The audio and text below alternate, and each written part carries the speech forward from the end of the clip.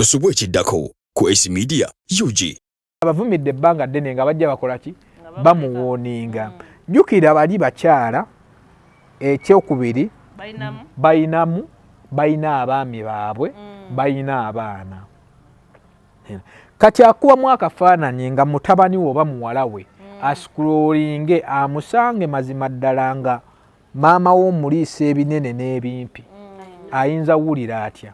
Tegeera omukyalo oyo ekyamusibisizza kibedi si kuba nti yabadde asobola omumusiba naye yamusibye okumulaga nti nze nina privacy ey'okuprotectinga nina ekintu ky'okuprotectinga ekisooka ndi mukyala ndi maama ndi mukyala w'omuntu ekyokubiri bw'ompisa bw'oti mukyala wo ewaka oyinza muyisa otya. So amani dobozi nawulime Esther SC wano ku AC Media Uganda. Social media muliro kastonda banga nina team nina Dechikalisa. Dechikalisa. Nina Matilda. Ne Matilda. Kasoka tuwe leo katukole men first. Okay, fine. Yes. Amanya agange bampita Dechikalisa. Ndi wa mukisa okuba wano olunaku olwaleero nga nze omwogezi wa Media ebikwatagana ku nsonga z'abadijje zonna byuma biki Media bw'olina okwesigawo ku Energy Center then okulabika obulungi nga nze Spectra Saloon and Spa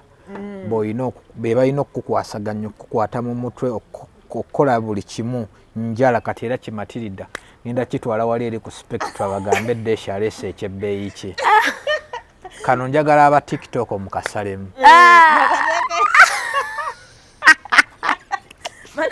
Angie? At Desh family no rale. All right. How are you? Good. Mpulira ndi wakitalo nnyo okubeera nga ndi ku paneno n'omwami Dash. Era wenjogera no sikyagambwako wena inakyo ngamba sigambwako mu kaseera kano kubanga nina kanyama wange go wena nnumba bagenda bagera kocha sigambwako wali Dash. So Wali wakitalo. Hey, be careful what you wish for.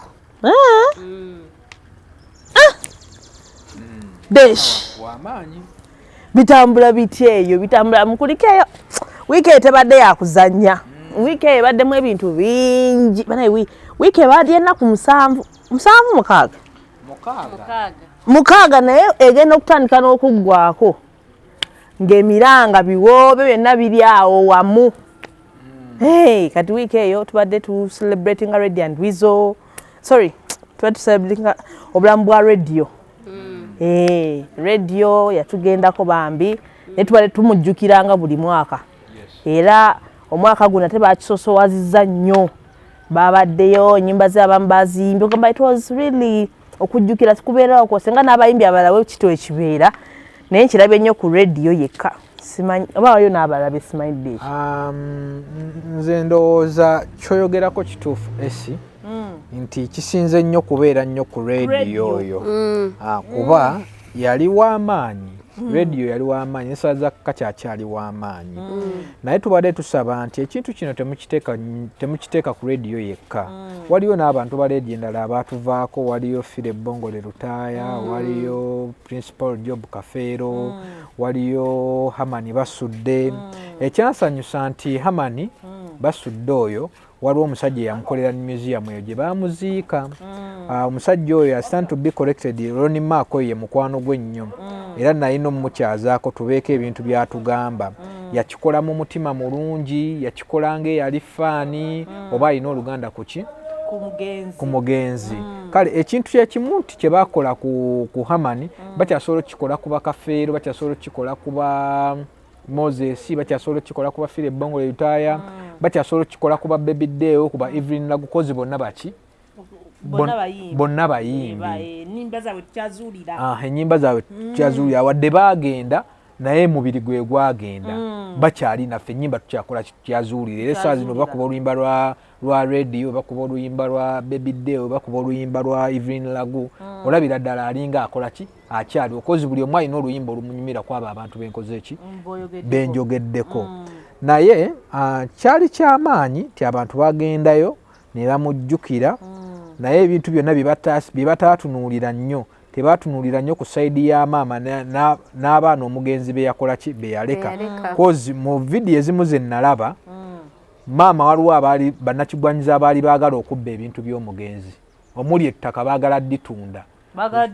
yes baagala dditwala so awo wenkubira omulanga pulezidenti wa federation Eddie Kenzo n'abalala abasigadde abaawuma wano we balina ositukira okuliyakitinga bave mu 2 biliyoni 13 ezigenda okujja wano we tuyinza olabirwa amaanyi gaabwe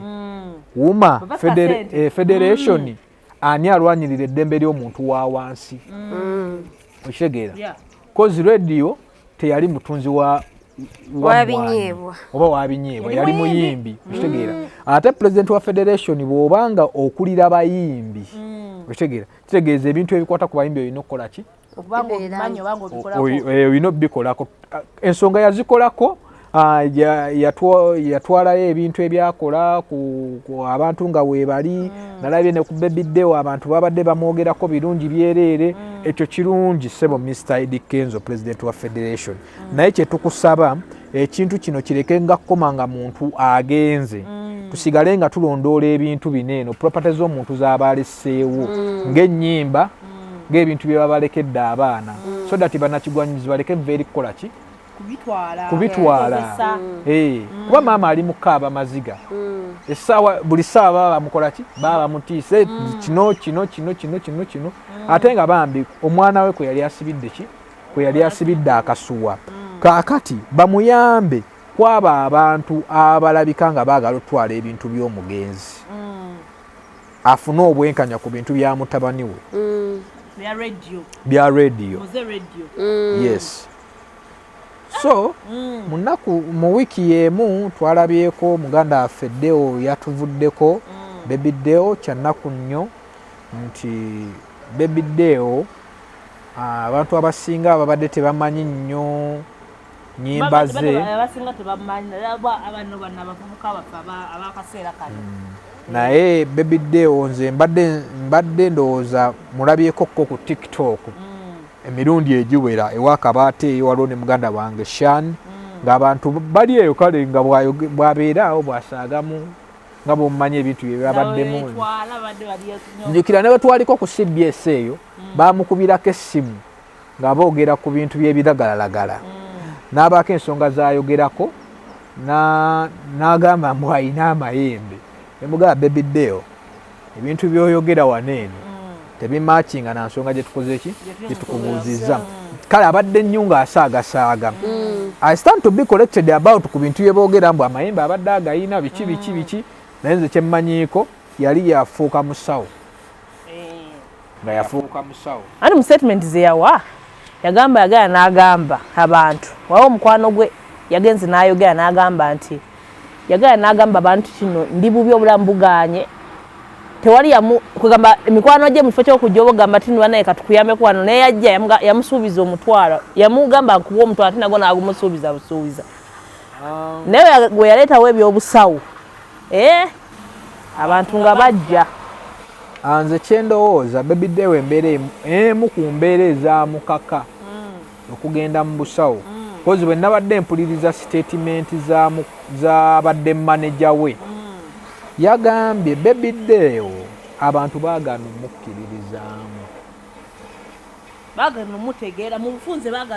baagana omutegeera nga ne byayimba tebakola ki tebabitegeera n'alwana okufuna hit n'agifuna era abantu ne basigala nga tebamukola ki nga tebamutegeera ekyo kituuka ku buli munnabitone osobola obeera awo n'ogetinga depressed ng'abantu tebakutegeera teriyo kintu kisinga luma muntu nga kugenda ku dduuka wali eri n'ogamba nti mbadde njagalayo omunnyo ne bagamba omunnyo gwa 100 n'obagamba mbadde njagalayo omupima ogw'ebitaano ne watabaako omuntu asobola kukayanya nti naawe omunnyo ogw'ebitaano ogugula buli munnabitone yenna kiba kimunyiga mu mutima twekaliza wano ojja n'ogamba naye abantu bano kituufu tebammanyi kati bambi musajja wattu Baby Deo okutransfaringa agenda eri nga mukwano gwe kyayogera oba abadde manager we nti yalaba nga abantu baganya omuwa obudde ng'abantu tebamutegeera naga akagenda asawule naga akagenda etandika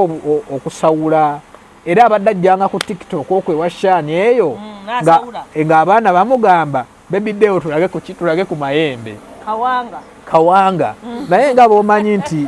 tosobola gattika sitaani ne Katonda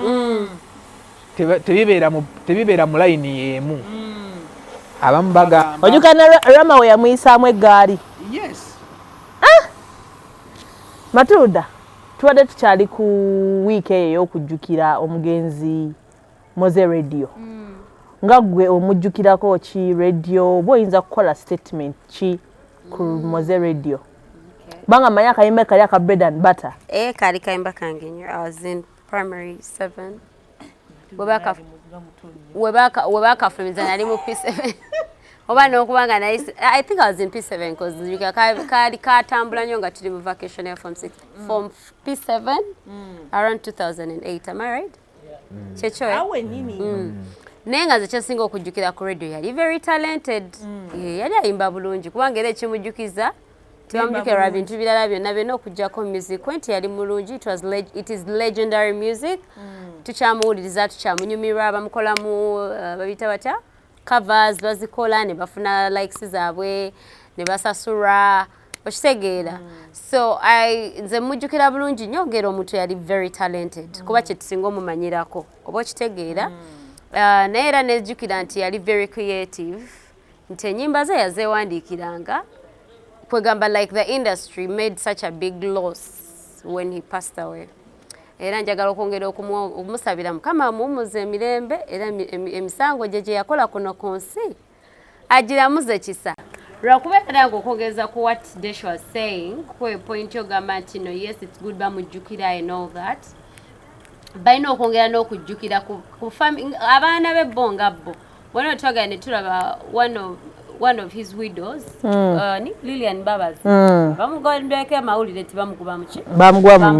nyumba kati omuntu ngoyo ng'akyalina music we agenda maaso ate ng'aleka omukyala gwe tumanya alina n'abaana be bansuubira nti music we nge bw'ali mu kutambula alina ssente zaafuna like not Lilian but the music still earns like bamusasulira okubeera nga atambula kati era nga ndowooza ku nsonga emu era copyright ogenda okukola ki tuyambira ate nga mukulu Eddie Kenzo ebintu ebyakola ki ali mu bikolako kati katusuubire nti as you remember yabagenze n'ababuuza n'abagamba biki bye mwogera tuleme kujjukira ye nga ye yekka ne tujjukire n'abantu abaali babeerawo abaali basurviving abaali babeerawo olw'okubanga ye yali alabirira abaana be are they going to school or not are they Choga baleme mujjukira bujjukizi nti yalina music omulungi baba bafeeyo nga we bafaayo nnyo okumanya nti he had good music and we have to remember him because he was a legend. They should also follow up on his family, his mother, abantu abali surviving ira ku ye, his mother, his kids, are they going to school? Tuzobeera waneno nga n'abaana be tebasoma, God forbid. Kitegeera nga n'abaana be tebasoma naye nga tetumenye naye nga ate taata waliwo ne tumcelebratinga nga ate nga ne ssente zigenda kulabika kitegeera cause donations zibeerawo eza different funds because you're celebrating radio nze mu ntaddeyo emitwalo bwe giti ntaddeyo obukadde bwe buti because we are celebrating such things happen so no Rachel they should really take time to follow up. And then also tuleme just mukomera mu luyimba abeerawo projects ziri just about him nga zireeta ssente radio's legacy esigale ng'egenda maaso nga mukulu Desho agambe waliyo omuntu yakola theatre eri under amanya ga omugezi omu nga yali artist so n'oyo omuntu era nga radio tusobola okukola ekintu ne tukiteekawo oba it's a building or it's something nga newe tuba tetucelebrating ze lunaku nga we celebrate them every freaking day no nga sibya just nti leero lunaku lwe oba just kuba ku mazaalibwa ge oba kinedda nga ne mu bintu ebirala tumulaba nga ne birthday oba tennatuuka era tusigala tukola ki tumwogerako somozese n'abaali abamubeererako okuba nga bakyasigala nga bamubeererako omwana abeerewo ng'agamba nze ndibwe nti olwokuba my dad was a legend he left a legacy tutegeera surviving kuba tatange yakola nti ne bwe yali afudde nasigala nkyali buki bulungi yeah so that is what I can give on that. ya wiki ewedde tebadde yakuzanya nga mbagambye zibe ennaku 6 naye baba zigenda okutandika n'okuggwako nga kisuse. Wiki eyo wabaddeyo omuntu waffe nga bamuyisaamu eggaali oluvannyuma lw'okukwata omusenyu. Pozi yakwata omusenyu meka? Nagamba twagala ekintu kimu ddwaliro. Yakwata ejjiiko za... Ejjiiko? Ejjiiko za seminti 2.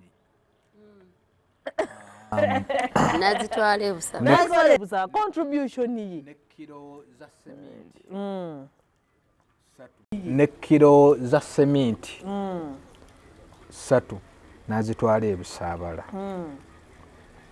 Teyakola kinene nnyo ebanga tubanga katubalamu nga batuwadde ettaka eryo nga bagamba nti baagala ttaka nga wayalisaba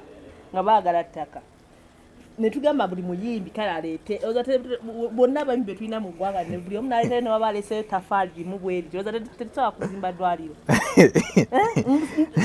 Ate enkyukakyuka etandika naffe. Ekisooka kakubuulire esi. Mugenda kunsonyiwa. Ngenda kwawukanamuko n'abantu abalala. Fayini eddwaliro tulyagala. Ate nnyo. Naye musooke mutunuulire. Gravity. Nga gravity. Omutujju. Tuddeko tutunuulire abantu bonna abalala abamwegasseeko. Nga Mr. Edrisa Musuza Kenzo, President wa Federation, gwe tuteekamu ekitiibwa. President wa Federation. Ekisooka waliwo ekintu bannayuganda kye batannalaba. Emboozi ya gravity eri mu kubuzaabuza. Kutujja ku kye tubaddeko, kugenda ku kirala. Ensi yaffe yakushifutinga bushifutinzi. Okitegeera? Tuva ku kibedi ne tudda ku gravity. Nga tugenda kudda ku gravity. Enkya ku Mande. Tugenda kuba tuli ku bbajjo. Tuve ku bbajjo tudde wantu ewalala. Ekisooka industry ebaddemu amannya aga 2 January yonna. Mubaddemu Alien Skin ne Fiki Gaza. Nga waliwo emboozi ya biliyoni 13. Nga ku biliyoni 13 mukyala nannyini kifo ayagalako biliyoni 10. Oyo si mubbi. Ng'ekkumi bazikozesa ki? Mwalya, mwebaka, mwepiica, mwakozesa amazzi, mwawuga, okitegeera. Tubaddewo ne jam sessions, okitegeera. Ebyo byonna nga ssente ziri awo. Okumalawo emboozi ezo zonna ezibaddewo okutujja ku ssente n'okutujja ku Alien Skin ne Fiki Gaza, tulina kudda ku kubanja ddwaliro. Nga tulibanja principal. Ate bwe tumala obanja eddwaliro tuteemu oluyimba. Oluyimba lukole. Teweewuunya nnyo nga waliwo oluyimba olufulumye nga baluyita twagala ddwaliro. Nabye t-shirt ezafumya kuliko twagala kintu kimu ddwaliro. Uganda is really a fun country. Uganda nsi yakushifutinga bushifutinzi. Nabagamba nti WhatsApp group. Nabagamba tuli mu WhatsApp group. Essaawa yonna onyiga ekiziiti admin nakola ki? Nakuzaamu. Era wali ne walejjawo akagambo. You've been added to this group. Kati kye tuliko wano mu gravity omutujju. Mu mboozi ya gravity tuli ku ekyo. Tuli ku diversion. Abantu tebagenda kiraba. Era bangi abagenda okunvuma.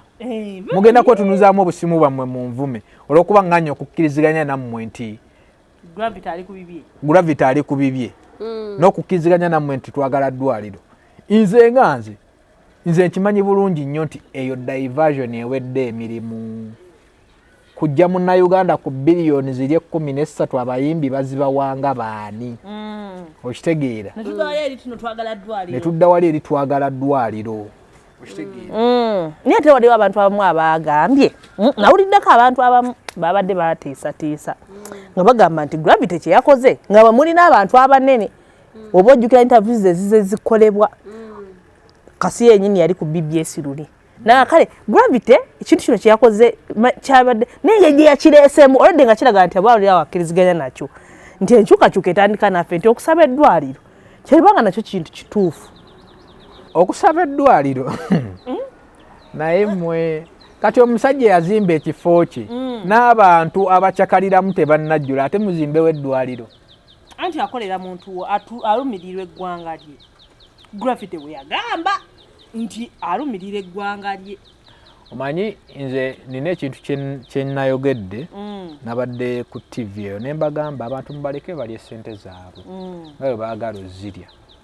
abanja eddwaliro alibanje gwe balibanja naye akole byakola ki byayagala kuba ekisooka abantu abo tebasobola kukkiriza linnya limu lidominating industry eno tebasobola tekisoboka tekisoboka era tulina onoonyaawo we tukijjirawo ekyo kale tumaleko wiiki namba nga tuliko ku muntu mulala tumuddireko oluvannyuma kati kankuweyo ekizampo walaba interview ya Alien Skin ne mu Sudan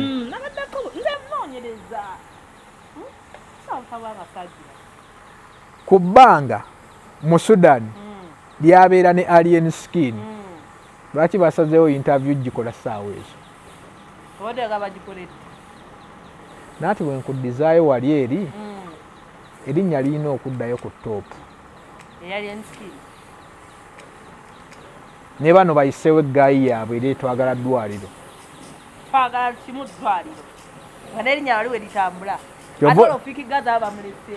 nanti kati Fiki Gaza gy'afiira nti talina sapooti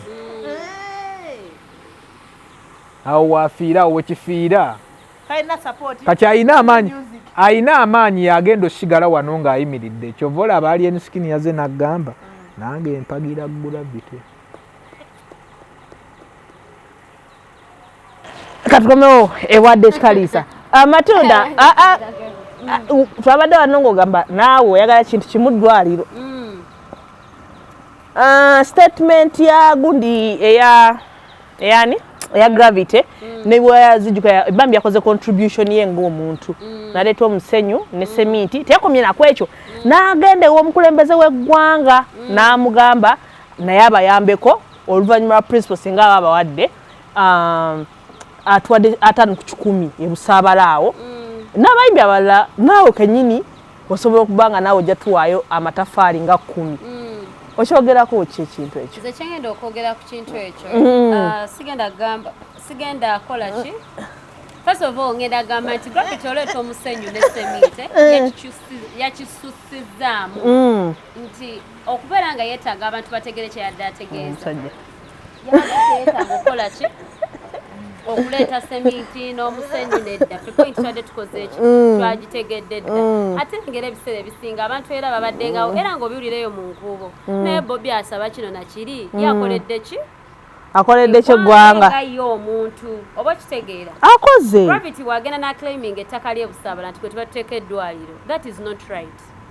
oba kitegeera that is not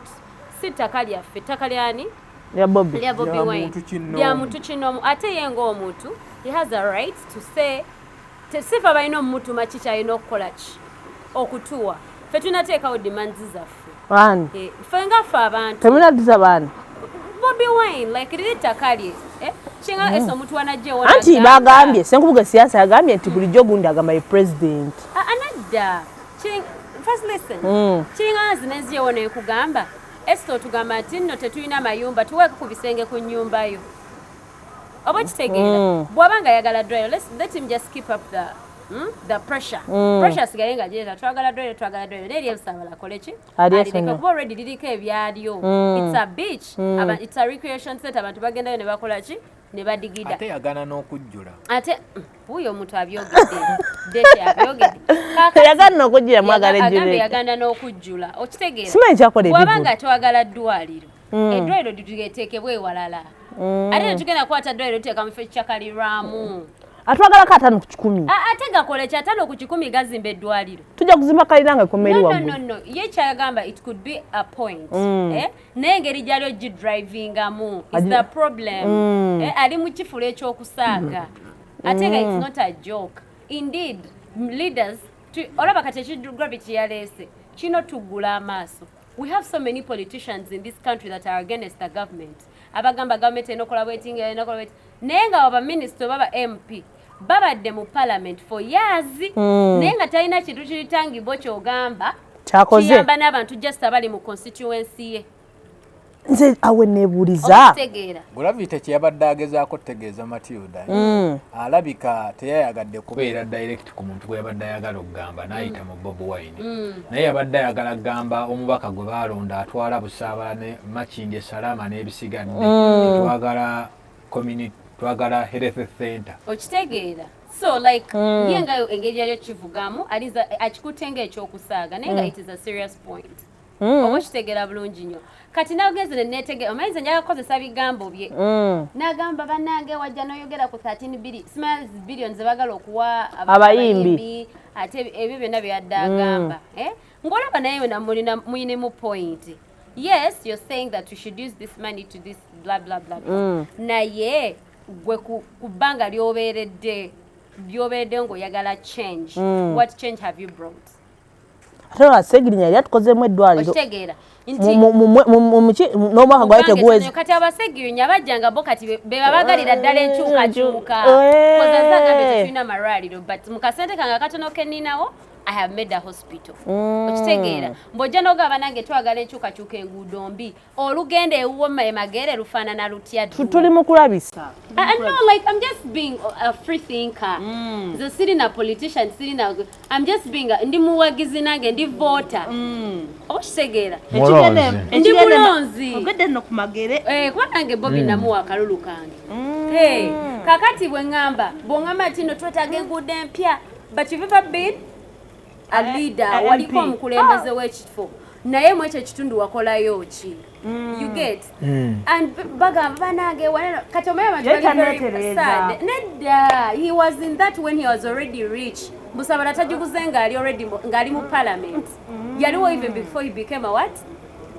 an MP meaning that he had ziri zaalizize kati ng'alina okukozesaako okuzaa z'omululu omusolo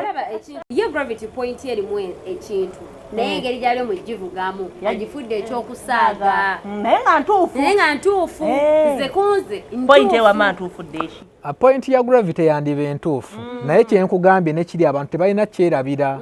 tulina okuva ku linnya liri eribaddewo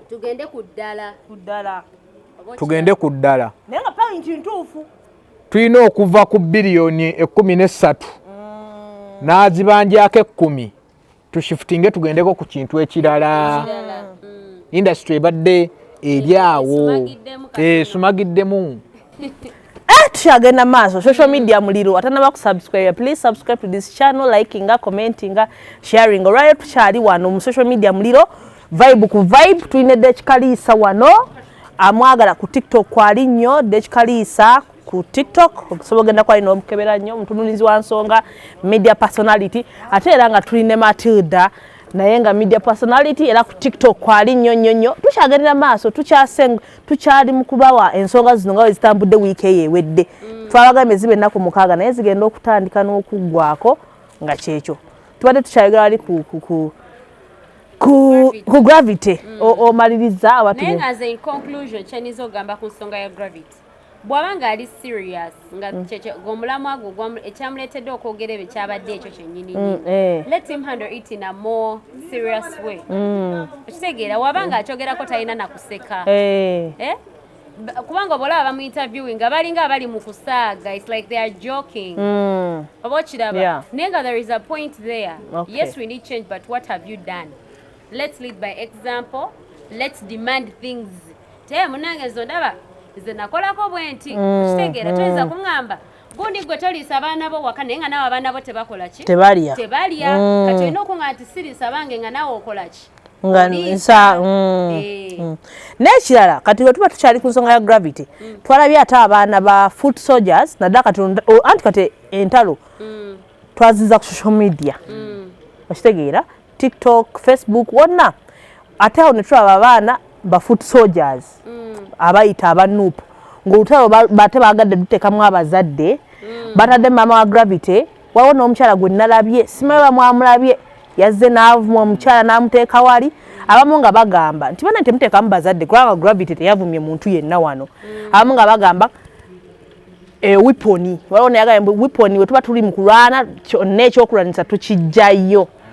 kati awo ensinze n'embuzadde ekikaliisa ekyo ekintu kyetaagisa lwaki abantu bano tuba tuyomba ate tuyingizaamu abantu bali eri tebabadde mu nsonga zino. Tuyina ekizibu mu Uganda kye tuyina ennaku zino abantu balina ebizibu ebyenjawulo abantu abamu bali mentally battered obwongo kwegamba bwavaako dda ye agenda olaba nti okwetunuzaamu kamera ovuma maama w'omuntu kyekiyinza omumalako ennaku n'ebizibu by'ayina okitegeera ne tuteerabira nti maama w'omuntu gw'ovumye naawe yakuzaala mukyala si musajja ye yakusindika okitegeera kakati mbadde nsaba bonna ba foot soldiers n'abantu abalala bonna bwe tuba tulwana entalo zisigale wakati waffe n'omuntu gw'olwanagana naye toleeta muzadde toleetamu mwana we kuba ekintu ky'ogenda okwogera kiyinza okukosa omwana oyo ate n'ekirala abantu balina obusungu bannaaye ojja genda ovume maama w'omuntu ovume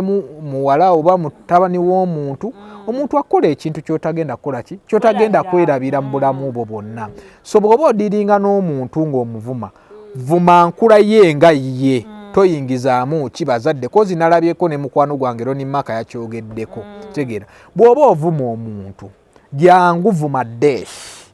toyingizaamu muzadde toyingizaamu baana bange toyingizaamu mukyala wange obusirusiru bwe mulina mbwe eba wiponi nedda gw'owulira otya nga bakuvumira maamawo oba mutabani wo ng'omuntu amuzzeeko oba muwalawo oli n'amugamba yakula bw'ati ne bw'ati okitegeera so abantu bonna abakikola njagala musooke mutunulemu muzadde omukyala ye yakusindika so bw'oba ovuma sooka oddeyo weetegereze abange bo bali perfect okitegeera olyoka ovuma ebigambo byonna byoyagala okumoggola ku social media nga weetunuzaamu essimu so abavuma maama wa gravity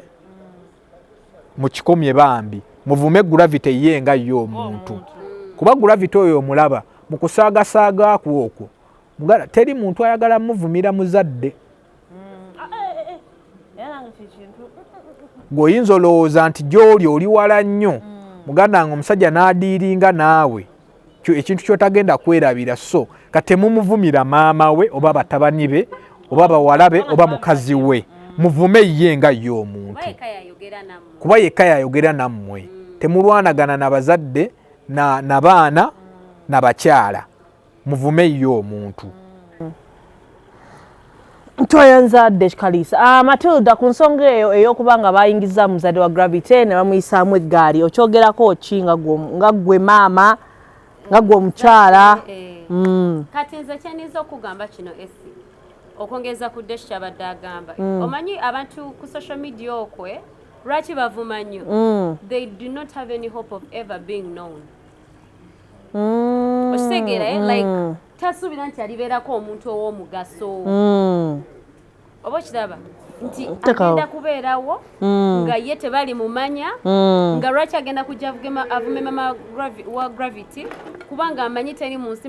teri lunaku maama we batateri lwagenda kujja in front of the camera bamugyeko interview olw'okuzaala omuntu ali talented olw'okuzaala omuntu omugezi ennyo oba kitegeera bulungi nnyo singa omuntu abeerawo nga amanyi ti future ye maama we yandijja naye ne bamukolako interview alinza obutakola ki alinzo ata abatajja kuvuma maama wa munne naye oyo ajja nga yamanyi ebibye byaggwa talimanyi kwa taliberako omuntu w'amaanyi talikola yasobola okujjako ku social media n'akola ki n'avuma okuvuma maama w'omuntu oba tolina kyomugjeeko you're just embarrassing yourself nze nina omukyala gwe nalabe ng'ali ku mama gravity avuma naye n'omutunulira like nagezezaako omutunulira ng'ambe okay kiki ekyamaanyi ono ye gwe nga gwavuma munno gwe kikyoyinawo oba kitegeera bulungi nnyo maama wa gravity gw'ovuma yatuwa talanta etusanyusa era ensonga lwaki okutta essimu yeeyo gye wagula n'oteekamu n'eddatawo n'okwata n'efeesiyo n'oteekako ne kawiigiko yambala n'akateeteeko oba toopu yo oba kino otula n'otandika okukola ki okwogera oba n'ovuma ebigambo byo byonna by'ovumye oba kitegeera but because these people are such losers abavumi abavuma they are such losers that they can do anything for clout tajja kufayo baba mugambe genda ngo weeyambule otambule okuva eno paka ku mapeera they will do it because they are looking for fame oba yagala like they want to get relevance and too much desperation for relevance ekujja kumulamu I start doing wrong things oba kitegeera bulungi nnyo Gravity omutujju yayogedde points ze teyavuddeyo ng'omuntu owa bulijjo he came as an artist and the reason that we are looking at him is because he's an artist he is something to this nation oba kitegeera bulungi so he didn't say those he wasn't looking for clout he's already known negwaze n'ovuma maama we you're looking for clout okitegeera gwe omuntu eyo nga badde olaba vidiyo eyo no clappinga no likinga n'okola biki one thing I always say what goes around comes back around olinza obeereyo nga tetumanyi maama wo naye mu bulamu ogenda bw'otambule wabe yavuma maama wo oba okuba kino ekintu kyenda typing and replying in such a very bad act okitegeera so when you're trying to disrespect people you should think that bino ebintu ebituuseeko nange bisobola okuntuukako and you're not taking away anything from gravity mwana to go, let me tell you something oyinza n'okwesanga ne mama gravity tabiwulira tabiyabitegedde nako naye abitegeddeko by the way nze kyenyinza ogamba abantu tetwagala Pentagon tetwagala ddwaliro twagala ssente kikyotegeeza twagala ssente eza federation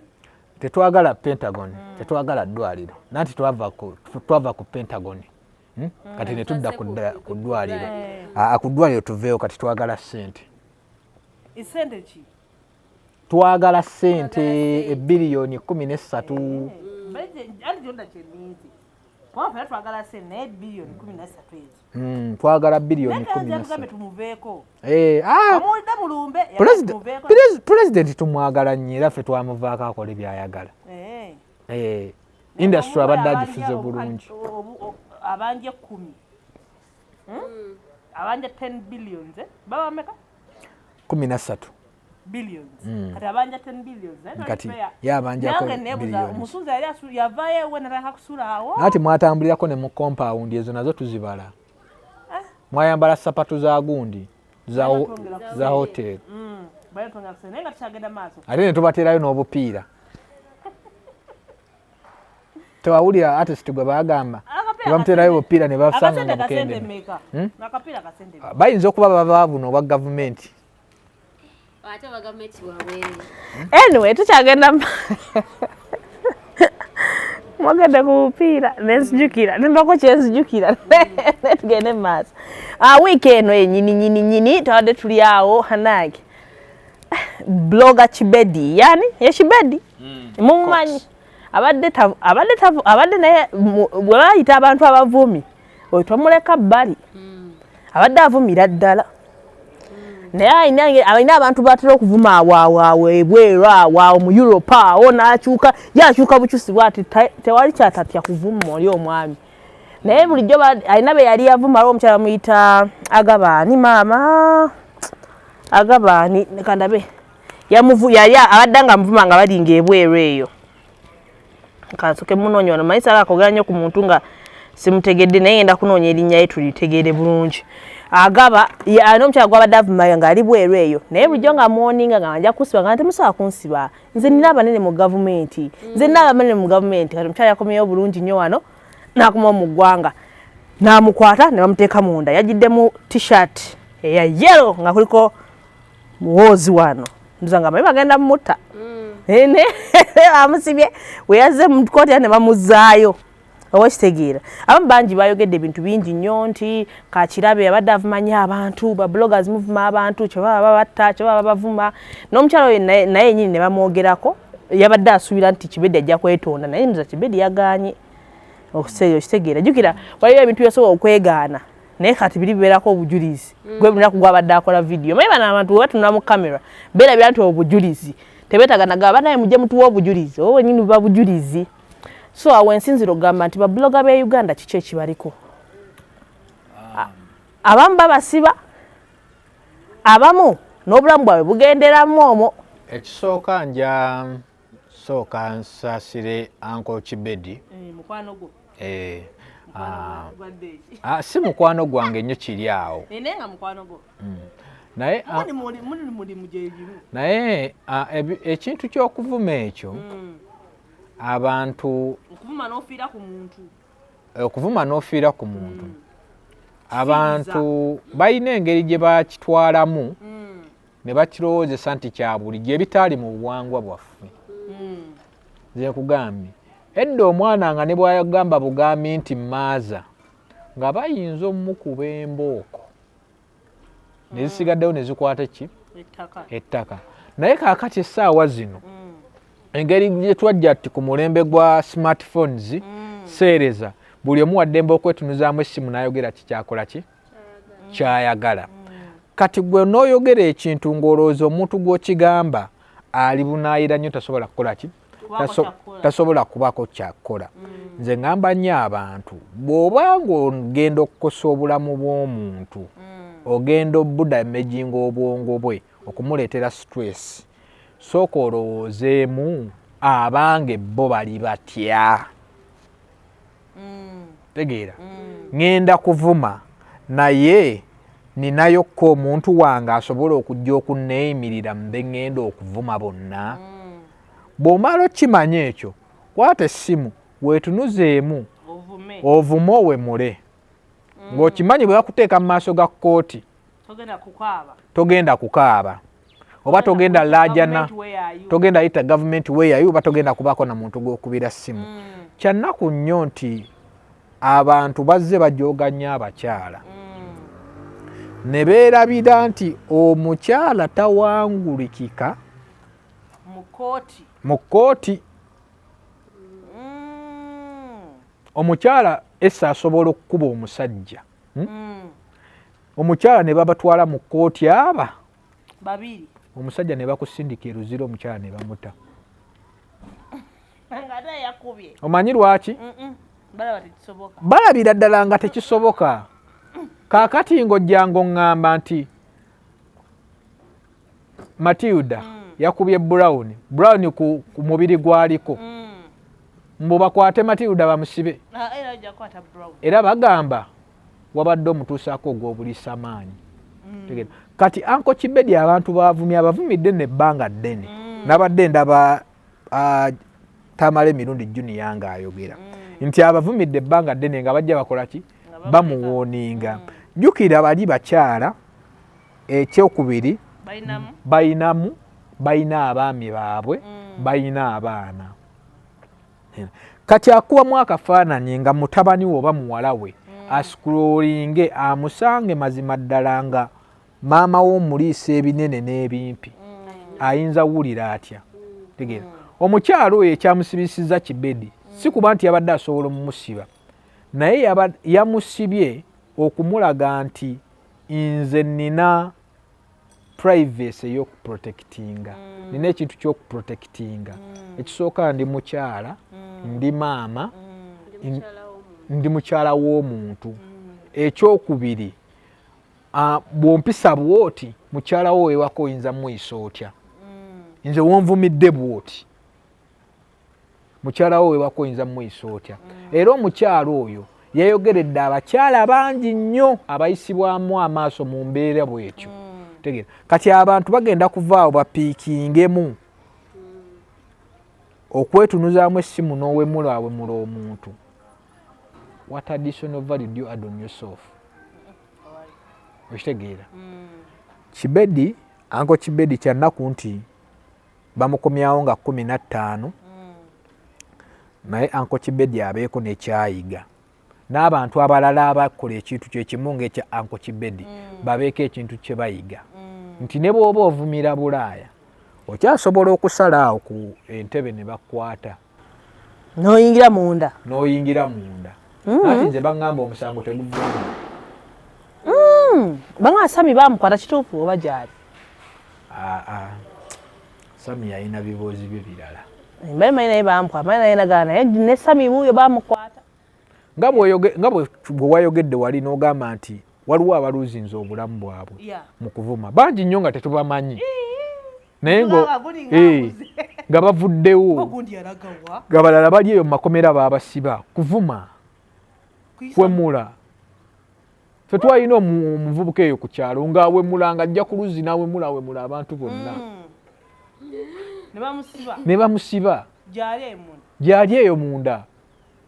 tavangayo naye nga ensonga za mumwa kyova olaba omuyimbi yagamba akamwako byekayatula byennyini bebikuddira kenyini kakwegaana sinze antwe kagamba sinze naye ndekakade kavuma kibedi ali munda kibedi ekisookera ddala nze ng'omukyala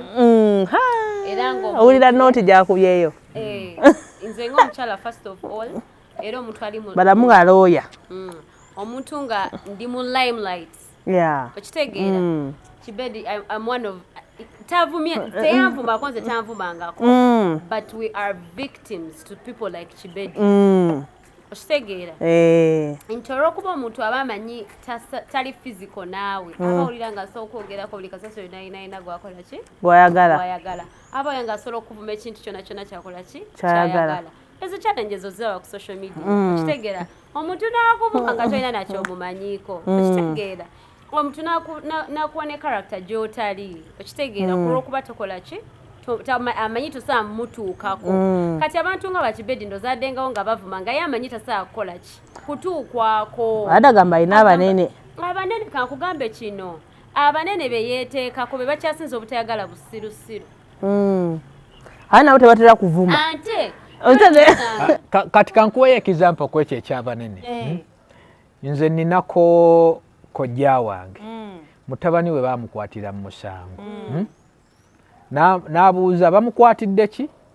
nti yakoze bwati ne bwati bamusibe tebakolagana na busibe yagamba osi bamusibe abeereyo wadde mumanyi abeereyo okirabe mpulira tebakolagana na busirusiru kyobola okanyagamba ninayo abanene naye toboogera banene baani ye mwene ensonga gy'olimu gy'oli okuweebuula abantu n'obayisaamu amaaso bagenda kuyamba batya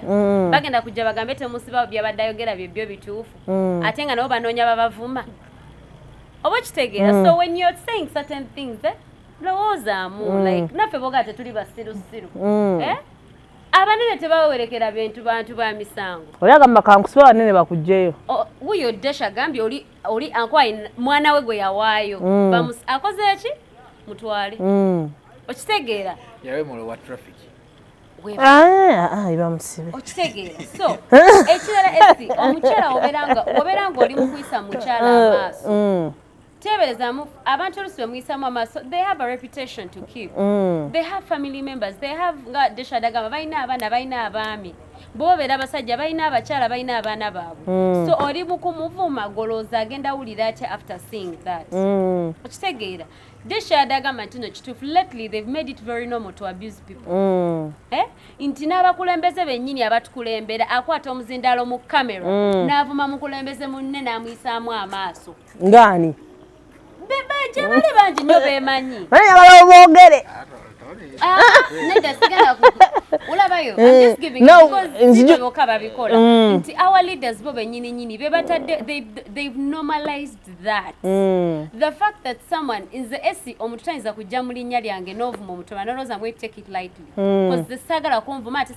sivuma muntu kwasa kunvuma kitegeera kati esi tayinza genda ku media nowe mulango gamba ebyo byonna mbyogedde ku lwa mugwano gwange Matilda njaga nze sibirimu kubanga nze sivuma abantu era sagala kunvuma olwokuba omanyi obulumi bw'okunvuma nze omuntu bwanvuma kinkyaganya sisobola vuma naye gwe kimanyi okuvuma ennaku zino kyafuuka kya layisi nze tayimirira ku tv nayogera ekigambo ekibi they've made it very cool naye nokwesimidia etuvuma kati abantu balina okuyiga kabeera TV presenter ng'oli be very careful the way you construct your statements as you're passing them in your mouth kubanga ogenda giconstructing ng'oyogere nga you've offended someone so badly agambe what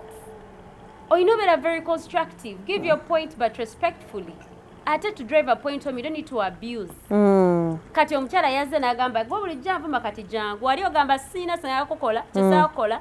kati bamuyisa agenda kudda mu koti kubiwoza era gugenda musinga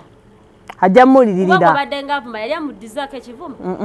era koti ekubuuza obadde ng'ovuma waaki wamugamba kino nakino kino birinako obukakafu court works with facts bw'oba tolina evidence bakusiba era oba ina evidence oba oli awo bakusonyiwa naye oba toyina bakutwala kati mwe mwenna abaleeyo abakola ebyo mukimanyi kati oyo omukyala ye yatandise mission y'okwata wonna abakola ki abavuma era naawe yonna gy'oli mu sitting room yo wansi w'ekitanda kyo mu buliri bwo ng'okutta essimu n'owemula zigenda kukeerera omuntu ajja kunoneko ku muzigo gwa gambe njagala ojjo ngambe bye wakola ki be wayogera abantu amu balina babba baabwe nga bakambwe ogenda kujja ovume Matilda nga bbange tasinikirwako mannyo agambe nnyo wagambye ani yakuvumye Brian kali akuteekako bakunoonye bakukwate muwayiriza abantu b'abantu ne mubogerera ebifuukiire okitegeera so let's be very very very careful with the things that we utter out of our mouths abamu mubeera temuvumye naye nga muli mu kubeera very disrespectful okiraba very very disrespectful so please be very careful abantu bemuvuba balina omusayi balina n'abantu ababaagala so naawe kirowoozeeko kati gwe baakusibye nawe naye abagamba naye mwana baamusibye kakati tugenda kukola tutya naye nga gwe yabyereetera nga bulijjo obadde ovuma naye kibedi musajja mukulu n'abaana be balimu kati bali mu kaaba bagamba kubanga teri muntu ayagaliza muntu wekkomera newe wassa omuntu nga bakutegedde nti bakusaba babeerewo ne bakuwoleza yaga muntu waffe wandimusonyiye naye nga wasse nga nabo bakulabye so you people don't put your families into situations that they cannot help you nga talina kyakukolera gamunene naye sirina kyakukola weebereremu tukyagenda maaso naye nga kati tuli wano tubadde tuyawo olwaleero tusa olwaleero naye Maulana Kasozi mumanyi omanyi abamanyi Rain and Maulana nze naye sibaawula naye kati mbaawula kati Maulana oyo omwami atali oli omweru ye Maulana oyo Maulana gwe twogerako Kasozi Kasozi guno gumuninga ku mulundi gwa kubiri nga mpulira story nti talabirira mukyala we na baana be takyali mukyala we ex we naye tabawa buyambi ate omukyala agamba akola singa tako omanyi abakyala tewa kintu kisinga tuluma bulamu nga kubanga olina omusajja akola naye nga talabirira baana singa aba takola ogamba waayi musajja talina ssente naye kati ye akola Maulana yavuddeyo nayogera ebintu bingi n'agamba gwe mulaba alina obuzibu ku mutwe kubanga batuukira omubanga baali bagamba nti agende butabika seza alina obuzibu ku mutwe nti omukyala atiisatiisa ebyo neyeewa obutwa naye yennyini yali amuwaddeko ku butwa kyoba atagala mwesembereza kyasuubira nti kiyinza okukola sensi oyinza okuba otagala kwesembereza muntu naye ate n'obanga osobola okuwaki okuwa obuyambi sookera wa Matilda ku nsonga eno oyinza gyogerako ki ey'okubanga Maulana bagamba talabirira baana be ate nga guno gulinga gwakubiri lwaki talabirira baana be tabalabirira naye tudde ku nsonga lwaki yali agamba mukyala we yali ayagala nnyo mu obutwa yali amuwadde obutwa omukazi alina ekyamu ku mutwe ebyo byonna sozula nti omuntu yali akeddeko ku makya n'akwagala n'akuzalira n'abaana alizokera ku makya n'akwagala ng'ofudde unless you've made them go through something that pushes them to do that when you go back into the things that happened towards the end of last year oli omuwala eyatta baba kitegeera Arnold Baba. Yes, when you're dating someone that is in the limelight, oba omuntu ngali popular, there are so many challenges and most of them atenga tebiri byanjawulo mubeeramu abakazi. For abakazi tulina ebbuba. And when you obanga oli envious obanga olina ebbuba lyo tomanyi bbuba lyo kye likutuma okitegeera kati omukyala wabanga yali agezezzaako kuwa obutwa never yet to make matters worse nagamba tulabira n'abaana bo there is something that triggered that okitegeera tayinza kuba omukyala gwoyisa obulungi gwoyagala ennyenyenye omuwa buli kimu abatya mu bbanga n'ayagala okutta oba okitegeera it is impossible women we are not mad yes we are not mad nti nkwagala nnyo nze mama abaana bo gwe tatabalanga ate nkutte ompe abaana ngo balabira bulungi onjagala bulungi tondaga mpisambi you've never given me a reason to doubt you I get a knife or get poison and put it in your food omukyala watukira n'agamba nti wakiri nja kukutta ffenna tukufiirwe kitegeeza ina competition gyatasobola kuholdinga ye agamba nze siyinza kwagala dash nga tuli babiri wakiri ngenda lwaki tamwesonyiwa okusinga omutta lwaki tamwese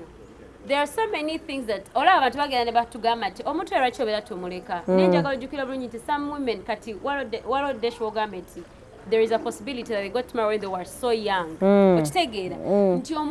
omuwala afumbirwa nga muto aba yes asacrifices ebintu bingi nnyo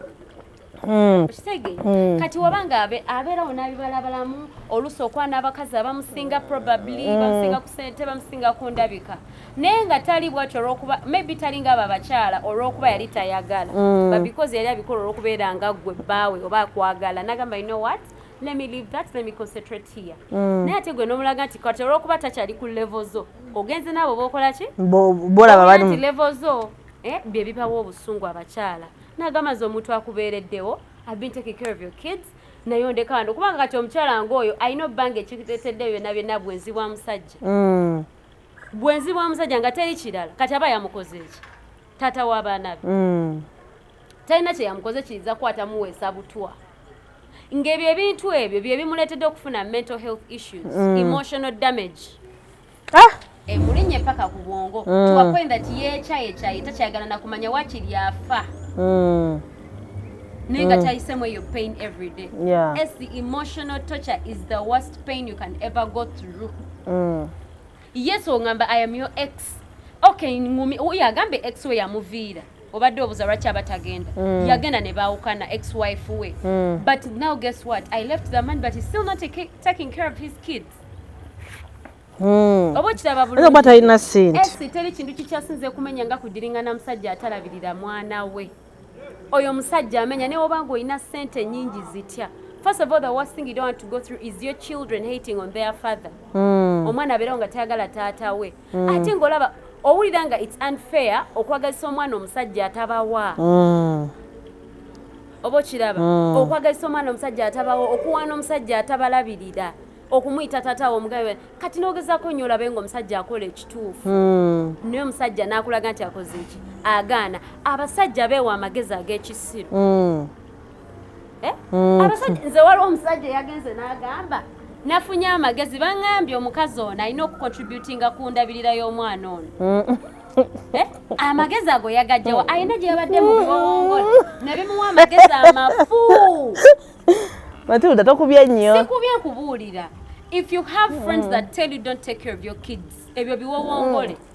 if you have friends as a man that tell you that your wife or your girlfriend or your baby mama is supposed to help you to take care of your children they are sick in the head omukazi okulabirira omwana kiva out of their own willingness nze neyagalidde nina providingira abaana bange naye tekimukakatako omusajja ajja n'ogamba mbuno omukazi kati alabirira abaana oyo abo abaana bakulemye si babo okiraba abo abaana bakulemye si babo because you can't fail on your own children oyo omukazi taliku ekyo kitanda olw'okuba ayagala nnyo okwetta ye ayagala kufa omusajja yamuzaalamu abaana n'amuleka ali eno yeeyagala agenderera amulaba ku zikomedi so yesaza amasuuti abawala bamuyaayaanira ye ali eno abonaabona n'abaana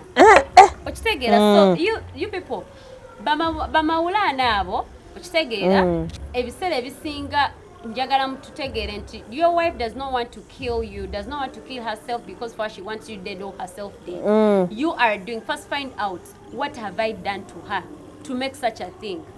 Is it my fault? What can I do to pull it up? Like okukitereeza bwoba olina ekyokukola kikole oba kiraba naye era nkugamba agenze naga abagenda mutwala emmengo newe banamutwala muwa he's not going to win that case. Era omukyalo n'ageza afa he's going to be accountable.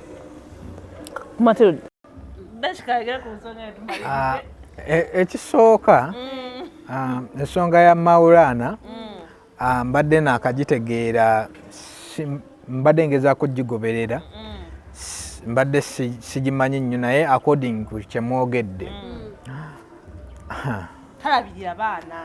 ensi Uganda ye okusobera kati eyo peegi mpya eri fresh tugiwandiiseko erinnya Maulana. Ekisooka tusooke twebuuze lwaki Maulana ono talabirira ki baana okitegeera. Tusooke tuveeko ku Maulana tutunuulire wali abantu bangi nnyo wali abasajja bangi nnyo nga tebalabirira baana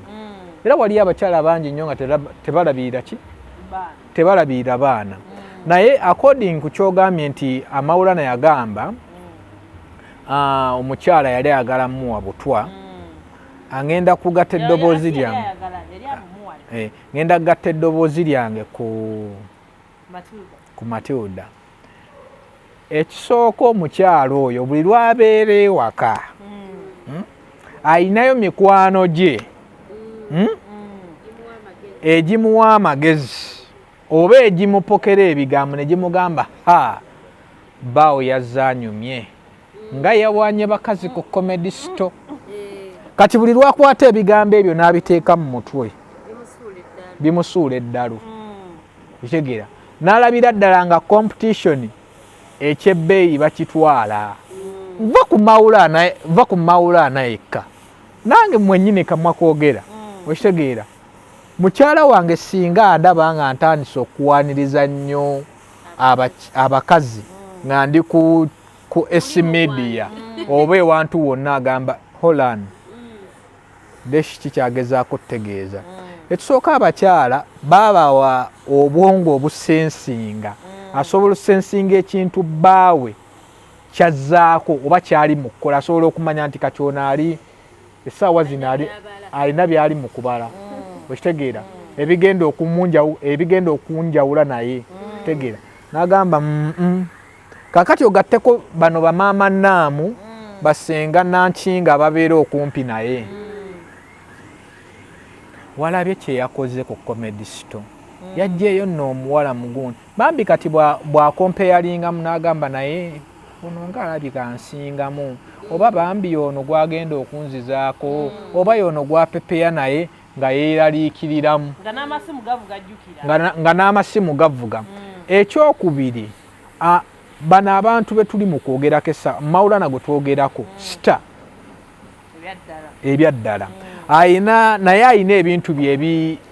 ebimuteganyamu nga sita okitegeera naye muntu alemererwa waliwo ekintu ekijja mu maaso go nga kugamba nga tosobola kiwodinga nga weetaagayo omuntu asobola okukola ki asobola okikuyambako naye basita baffe abasinga abantu abo tebabayina okitegeera ate abantu abo bagenda okujja ng'olwedde abantu abo oluusi bavudde mu bulamu okitegeera oli najja n'agamba nabadde naye essaawa 2 emabega yaŋŋambye bw'ati okitegeera nga twogera kiyiseewo kiri kimaze okukola ki kimaze okujja. Singa omukyalo oyo akeera ku makya katugeze n'ava mu bulamu bw'ensi olowooza Maulana kigenda mulekawa okitegeera oba singa Maulana akeera nga bwe yayogedde nti omukyala yali ampaddeko obutwa olowooza statement gye tugenda osooka okugjayo okitegeera. Kakati omukyala nga ye mbadde nsaba ng'ebintu ebyo Maulana tebinnajja mu mawulire amanye bw'agenda odiiringamu ne baby mama oyo bw'aba talabirira baana abakwata atandika okukola ki okubalabirira baby mama ye asobola okwekola ki okwerabirira kuba guno musaayi gwe alabirira abaana okugjawo tulama eri ebonyaabonya omukyala kozi omukyala ye agamba talabirira abaana kyekintu ekisinga omumuluma. Kati tusaba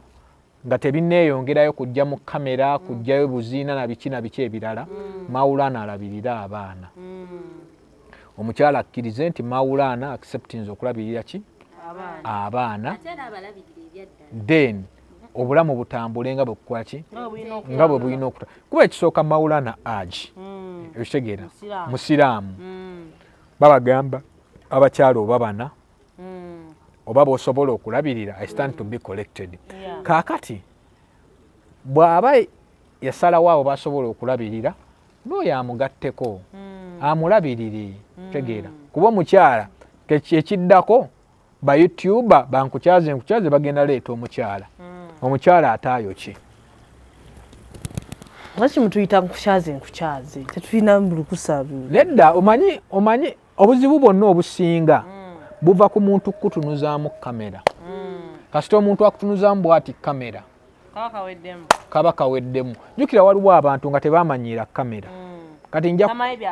tamanyi byakwogera ne bwe bamuwandikira script era ayokyezaamu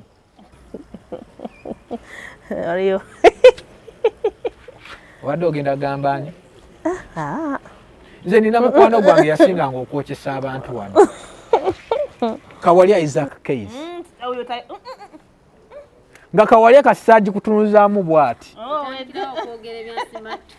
suubira statement bbiri either okuba perfect oba okwokya naye nga mu byonna by'oba ogenda okwogera lazima oyina okwokya balina okubaamu akantu kali ke bagenda oleeta ekitegeera gwe gwali omulimu gwe gwali omulimu gwe omwana oli yali ayokesa era nga bwagikutunuzaamu bw'ati bw'oba toyinaayokko bwongo bulala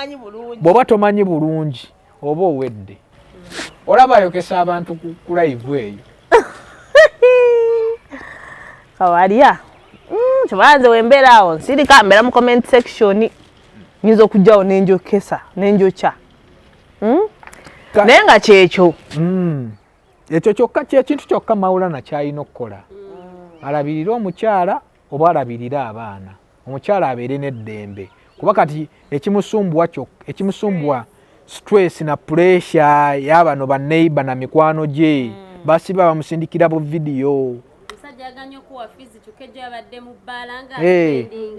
okuwa fiizi yabadde mu bbaala nga spending omusajja yaganya okugula emmere yabadde mu bbaala naffe bakyala baffe babyogera babitugamba eyo wabadde obuliira abantu ku S media naye nga gwe si byokola omugamba oyina amagezi wabadde oyagala njogere ki gani desh isaawo obulangu bwabakama baffe tupe nga tetuva wano abantu bange abandaba amanya nze Desh Kalisa omwogezi wa Media nagambye basangibwa ku Energy Center ku P44 abagala basala enviiri okubasiba enviiri pedicure ne manicure era nabagambye ekimatirida bulijjo nkyepikira ngenda kitwalako ku Spectra Salon nena ngenze kati zisumulula njagala zisumula bayo njagala zisumula nakola retouch ngenda gamba manager Richie awe bugolo byogende bakoleko manager Richie ayimala lwakuba bugolo binategeerawo akaana waliwo akaana kankola massage nempulira ngo omubiri gonna era bwe nakogera madamu nangamba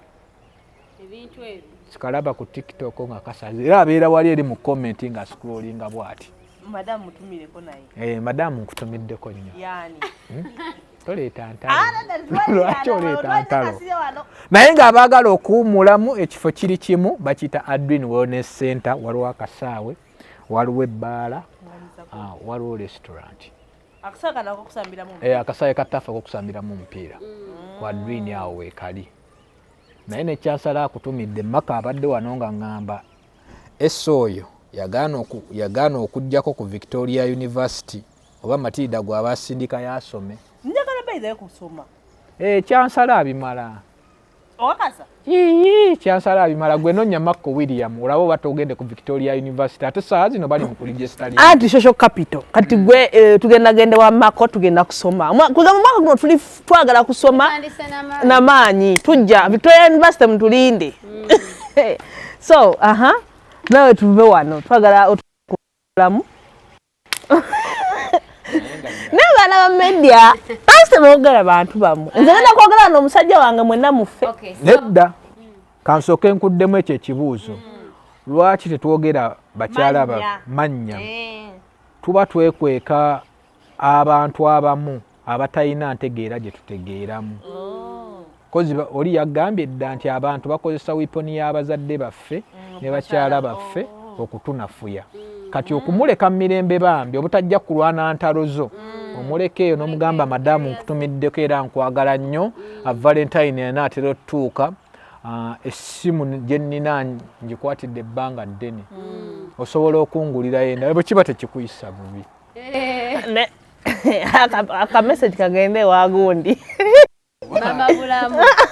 Mama bulamu naye nze kale mbaire mbenenda mwogera naye kasita oyogedde bw'otyo ne nzijukira asiga namwogera omwami wange. So anyway, nze njagala kusiima mwena abatulabira batufollowinga. Mwebale kutulaba era mwebale commentinga. Naye nja kwongera obbajjukiza nti ebyokutuvuma byo tebirina gye bitutwala. Tojja tunywedde. Ntusegeera so. Tweyanza nnyo, tweyanzege. I want to send my regards to my parents and my baby boy. I want to send my regards to my one and only lover. Abaana mu comment section nga bagamba yoli eyagula emmotoka. I want to send my regards to everyone that believes in me and they keep saying, Matilda, you can do it, please keep going. Nenze njagala musajja ng'ali bweru mu America. Abasajja abayo mbazungu. Uganda bannemye. Abasajja be Uganda bannemye. Pressure nyingi. Njagala kugoba ku green card. Oyagala kubomba. Nakubomba nga budde butuuse. Naye nga Brian yabadde ku camera brown skin events omwami oyo ebintu byonna abimala. Omwana oyo n'omala omutunuzaamu ku kamera oyinza olaba abakyala bwe bafa. Mutuwe. Jangu Brian tukutunuze mu kamera. Olaba kati nze mugundi yange abaana bagenda kuŋŋamba Deshi Matilda tukoze tutya. Toyina ssente weesonyiwe Matilda muleke. You poor, you don't have money. Leave Matilda alone. Leave Matilda alone. Thank you. Subscribe, like and comment. Kasirye. Nze nategedde ensonga za Kasirye. Yafuna ekikazi mu kikuubo ekyedduuka. Bw'omukwaba bamuwa ssente. Kale Kasirye tukwagaliza birungi byokka. Weeyagale n'ekikazi ekyo. Tugenze. Nice time.